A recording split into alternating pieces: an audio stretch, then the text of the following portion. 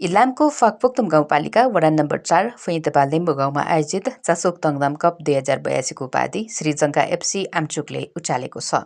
किराँतीहरूको महान चाड उदौली पर्व चासोक तङनामको अवसरमा गत मङ्सिर 21 गते आइतबारदेखि मङ्सिर 26 गते शुक्रबारसम्म सञ्चालन भएको उक्त कप फुङवा युवा क्लब फैँतपा लिम्बू गाउँले आयोजना गरेको हो। खेल क्लबको खेल मैदान चासोक तङनाम खेल मैदान फाकपोक्तुम 4 फैँतपा लिम्बू गाउँमा सञ्चालन गरिएको हो।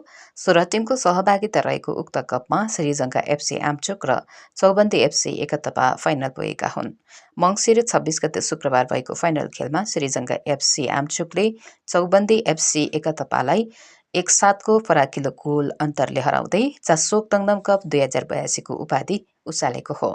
विजेता टिम श्रीजङ्गाले नगद रु 50,555 ट्रफी, मेडल र प्रमाणपत्र प्राप्त गरेको छ भने उपविजेता टिम चौबन्दी एफसी एकतपाले 25,150 ट्रफी, मेडल र प्रमाणपत्र प्राप्त गरेको छ।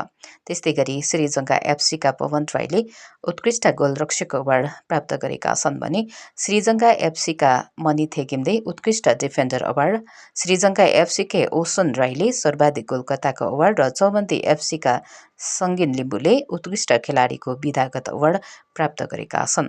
पुरस्कृत सबैलाई आयोजक फुङवा युवा क्लबका अध्यक्ष पदम ब्योङखाङ, प्रमुख अतिथि फाकपोक्तुम गाउँपालिका प्रमुख प्रशासकीय अधिकृत निर्मल तुम्रोक, विशिष्ट अतिथि फाकपोक्तुम 4का वडा अध्यक्ष पदम दर्लामे मगर, अतिथि फुङवा युवा क्लबका सदस्य तथा फल्गुनन्द गाउँपालिका आर्थिक प्रशासन शाखा अधिकृत चन्द्र योङहाङ, फाकपोक्तुम 4का वडा सदस्य तथा कार्यपालिका सदस्य कविता राई लगायतले पुरस्कार वितरण गर्नुभएको थियो।